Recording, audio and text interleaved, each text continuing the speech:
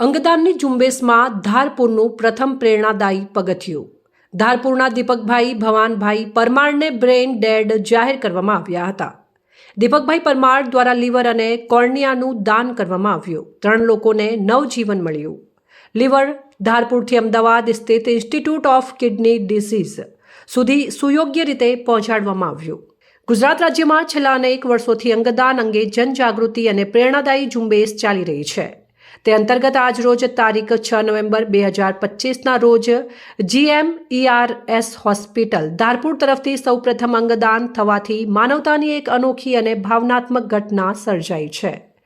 ધારપુરના દીપકભાઈ ભવાનભાઈ પરમાર ઉંમર 55 વર્ષને તારીખ 6 નવેમ્બરના રોજ બ્રેઇન ડેડ જાહેર કરવામાં આવ્યા હતા. આ દુઃખદ સમયમાં પણ તેમના પરિવારજનો દ્વારા માનવતાના ઉત્તમ આદર્શ રૂપે જરૂરિયાતમંદોને નવું જીવન આપી શકે તે માટે અંગદાન કરવાનો ઉમદો નિર્ણય લેવામાં આવ્યો હતો. દીપકભાઈ પરમાર દ્વારા લીવર અને કોર્નિયાનું દાન કરવામાં આવ્યું હતું, જેના પરિણામે 3 લોકોને નવજીવન મળ્યું છે. આ પ્રક્રિયા દરમિયાન ધારપુર હોસ્પિટલના મેડિસિન વિભાગ, એનેસ્થેસિયા વિભાગ, સર્જરી વિભાગ, nursing staff, RMO, medical superintendent madam તેમજ ડીન સાહેબના સંકલિત અને સમર્પિત પ્રયત્નોથી આ માનવતાભર્યું કાર્ય સફળતાપૂર્વક પૂર્ણ થયું હતું.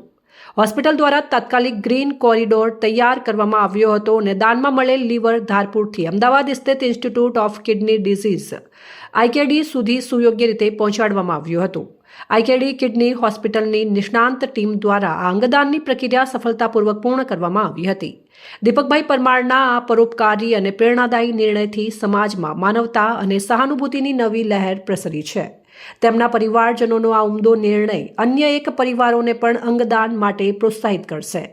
મેડિકલ સુપ્રિન્ટેન્ડન્ટ પારુલ શર્માએ જણાવ્યું છે કે આજનો દિવસ ધારપુર હોસ્પિટલ માટે ગૌરવનો દિવસ છે. ધારપુર હોસ્પિટલમાં સૌપ્રથમ અંગદાન સફળતાપૂર્વક થયું છે. ધારપુરના 55 વર્ષીય દીપકભાઈ પરમારના અંગદાનથી માનવતા અને કરુણાનું અનોખું ઉદાહરણ સમક્ષ આવ્યું છે.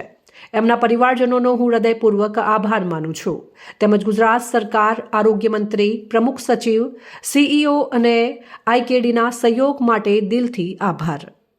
અહેવાલ માનસિંહ ચૌધરી, સંબંધ ભારત ન્યૂઝ, પાટણ.